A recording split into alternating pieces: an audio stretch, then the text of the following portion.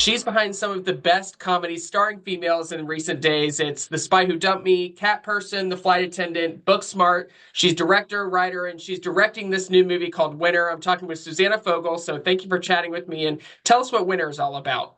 Thank you so much. I'm trying to figure out how to get my eyeline correct on Zoom if this is video, and who knows. But Winner is about this girl named Reality Winner, who is a Texan girl who was in the Air Force and then worked for the NSA, where she found something on her work computer, and it ran counter to what she was seeing in the news. And she felt like the American public was being lied to, decided to leak the document, and paid the price with a few years in prison. So it's really a coming of age story about a regular girl faced with this decision of what's the right thing to do, what's the patriotic thing to do. Is it an individual's responsibility to tell the truth, or are they supposed to follow the leader? And what if that leader's corrupt? And all of the questions that I hope people are asking themselves today. But it's fun and it's funny, and it's got Zach Galifianakis playing the dad, and you'll like it. All these questions you mentioned, unfortunately, these are all real questions she asked herself because this is based on a true story. It's not, okay, put yourself in her shoes. This is real. She had to go through all of this. And when did you first come across Reality's story? So I knew her as a headline of Blip, something to scroll past, which is how we consume most of our news now and for the last few years. And didn't know more than, okay, there's a whistleblower, someone leaked a document, her name is funny, let's scroll down to the next thing. Years later, I read this article in New York Magazine that Kerry Howley wrote, who also wrote the script. And that was really a long form, in-depth look at this young woman and who she actually was. And it was so obviously it was more nuanced than a headline, but it was more nuanced than the story that I think most people knew. And it felt like it was worth telling that story in sort of the vein of like a Ladybird or a Little Miss Sunshine, because she is kind of that type of person with that type of voice, which made it so different from another political movie where someone is behind a desk trying to do the right thing in a way that's much more dramatic with classical music in the background, and that's not who she is. She's like a ball of energy, CrossFit coaching, animal rescuing, gun-loving vegan who is a mix of contradictions and things and feels like a good movie character. So I wanted to tell that girl story. Love the different aspects that you use in the movie. Yes, it's comedy. Yes, it's drama. It's real life story. But it looks like she had a lot of influence on it too. I saw you both at the red carpet for Sundance Film Festival. What was it like Yeah, having her being a very integral part in making this movie?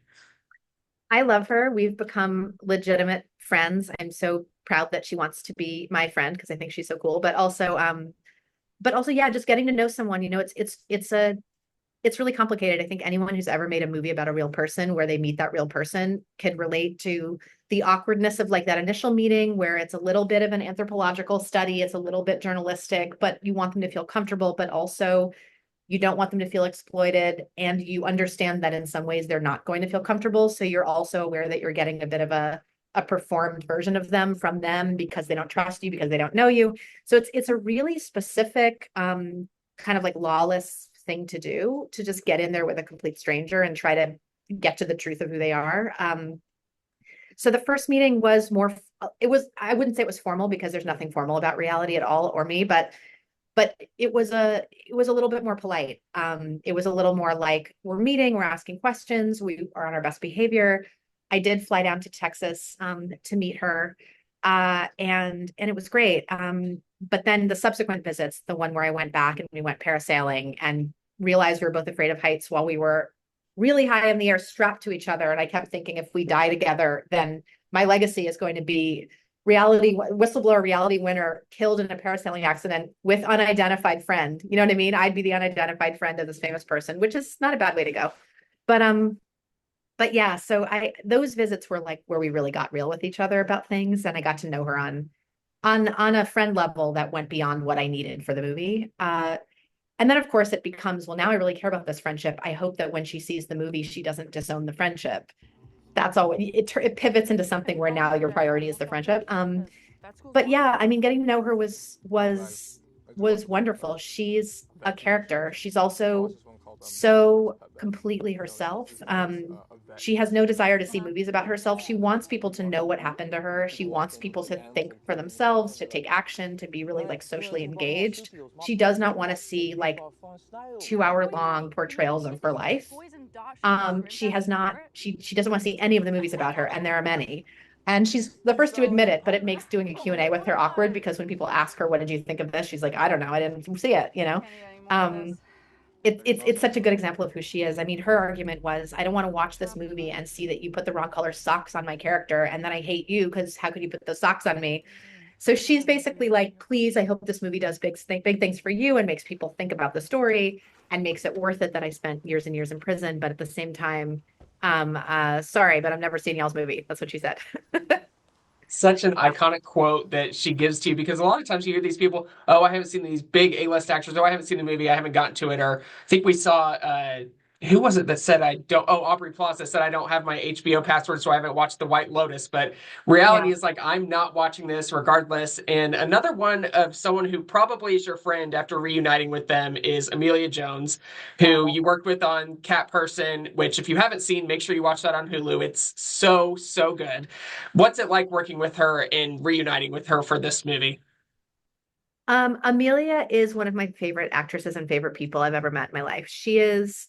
Such a she is such a unique person. She's such a hardworking, nerdy character actress who just wants to study and make a color-coded binder of every moment in a script and do research trips and go down to Texas and hang out with reality and imitate her speech patterns and do the workout she does and eat the food she eats. She's that person.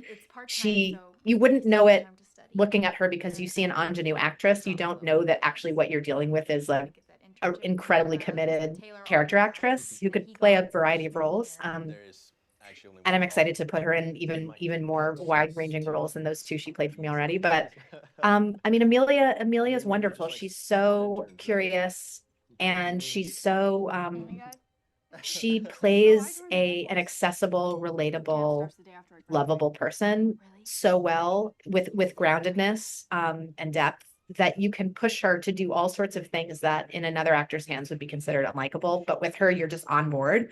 So we were able to really take her on this journey that reality went through and show that like as we're trying to paint reality as more complex than the headlines and a person that people can relate to whether they agree with what she did or not. There was no better choice than Amelia just because you instantly want to be friends with her or be her.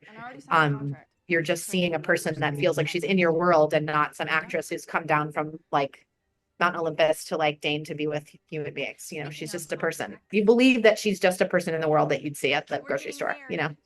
You brought up such a great point that as I was doing the research, all these headlines are whether you side with her, whether you don't side with her. I'm sitting there watching this movie and I'm like, that's what she did to lead to the repercussions that she faced, but that's my opinion. And what do you want people to take from this movie depending on what side you're on, just because we're heading towards another presidential election?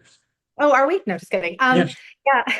I mean, what's admirable about Reality Winner is that she just the way that she is wired, she's unable to look the other way. It's like in the movie, there's a line where she says, you know, how would my life be different if I didn't have to say something every time I saw something? She is always speaking up. She sees something that doesn't feel right to her and she says something about it and she can't get it out of her head until she's done something about it, which is in theory a really admirable thing. In practice, makes your life very hard in some ways, small and big, and in hers big. But what I'm hoping people see is a couple of things. I'm hoping that they see that we all have make a million choices a day where we can either be engaged or not. And we obviously can't be engaged in every single fight we see around us or every single instance of corruption. We can't take everything on. But when we have a choice to do something or not do something, to say something or not say something, you know, to really consider the possibility of speaking up and not just kind of float through your life assuming you can't make an impact because you can.